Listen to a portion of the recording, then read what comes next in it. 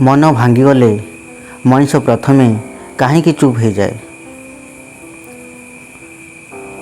केबे केबे मनीषर मन एते गभीर भाव भांगी जाए जे से कांदियाकू मध्य चाहे नहीं, काहाकू किछि कहियाकू मध्य चाहे नहीं, से केवल चुप हो जाए।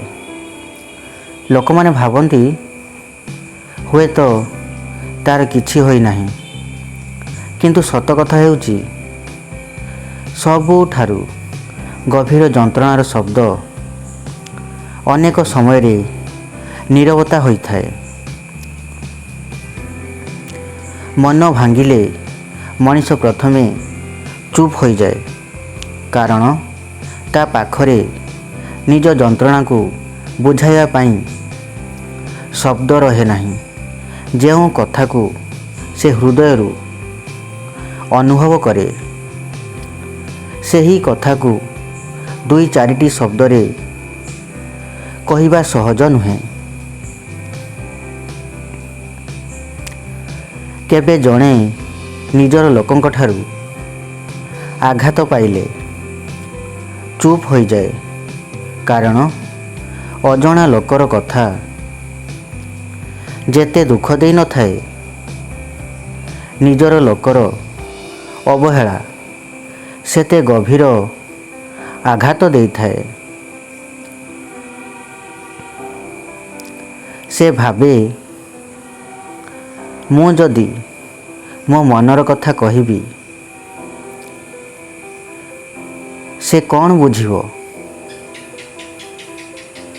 पुणी मते दोष देव नहीं तो मो कथार मूल्य रहिबो कि? एही प्रश्न गुड़िक धीरे धीरे तार कथा को नीरव कर दिए। एक सत्य मने रखंतु, जे हठात चुप हो जाए से सबुबेले रागी थाए नहीं, बेले बेले से बहुत किछि सही थाए। जड़े मनीष जेतेबेले बारंबार निजको बुझाइयाकू चेष्टा करी विफल हुए, सेतेबेले शेषरे से चुप हो जाए। तार नीरवता हुए तो अन्य मानक पाई साधारण, किंतु ता पाई से नीरवता अनेक अकुहा कथार भार। मन भांगिया परे मनीष अनेक कथा शिखी जाए। से बुझी जाए सबु हस खुशीर चिन्ह नुहे, सबु नीरवता रागर चिन्ह नुहे, एवं सबु मु ठीक अच्छी सत होई न थाए। केबे केबे मनीष निज लुह को लुचाई हसे, कारण से चाहे नहीं जे ता पाई अन्य केही चिंतित हेउ। किंतु एठारे जीवनर एक बड़ शिक्षा अछि। जो मन भांगी ताकू सबुबेले उपदेश दरकार नहीं, बेले बेले ताकू केवल जड़े शुणिबा लोक दरकार। केही जदि आपणक सामनारे चुप हो जाइछंती, तुरंत तांकू अहंकारी, रागी किंबा बदली जाइथिबा मनीष बोली भावंतु नहीं।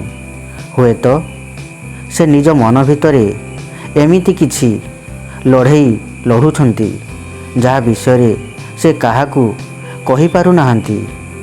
एक छोट गल्प भावंतु। जड़े युवक प्रतिदिन समस्तक सह हसी हसी कथा हेउथिला।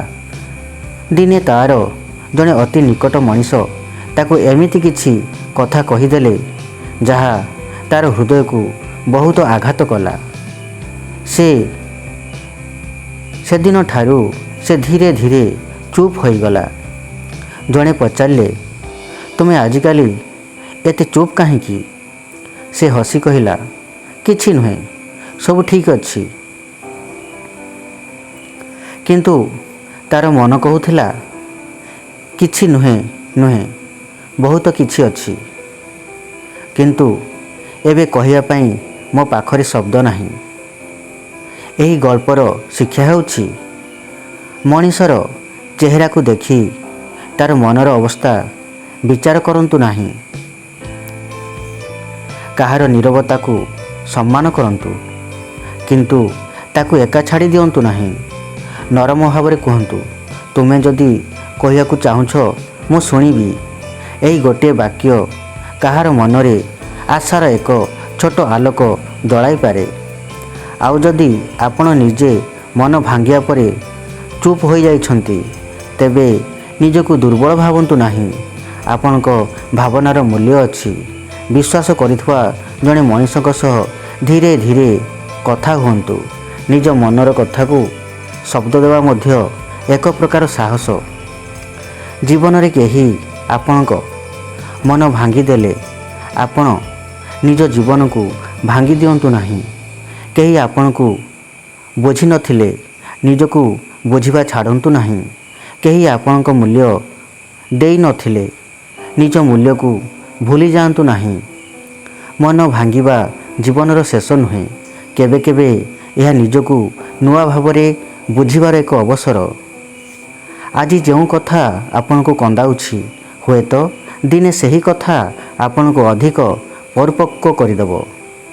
ଆଜି ଯେଉଁ ଅନୁଭବ ଆପଣଙ୍କୁ ଦୁଃଖ ଦେଇଛି, ସେହି ଅନୁଭବ ଆସନ୍ତାକାଲି ଆପଣଙ୍କୁ ଅନ୍ୟର ମନ ବୁଝିବାକୁ ଶିଖାଇପାରେ। ଶେଷ କଥା, ନୀରବ ମଣିଷକୁ ଦୁର୍ବଳ ଭାବନ୍ତୁ ନାହିଁ। ହୁଏତ ସେ ବହୁତ କିଛି ସହି ନିଜକୁ ସମ୍ଭାଳୁଛି। ତା'ର ନୀରବତା ପଛରେ ଥାଇପାରେ ହଜାର ଅକୁହା କଥା। ତେଣୁ କାହାର ମନ ଭାଙ୍ଗିଥିବା ଦେଖିଲେ ତାକୁ ବିଚାର ନୁହେଁ, ବୁଝିବାର ଚେଷ୍ଟା କରନ୍ତୁ।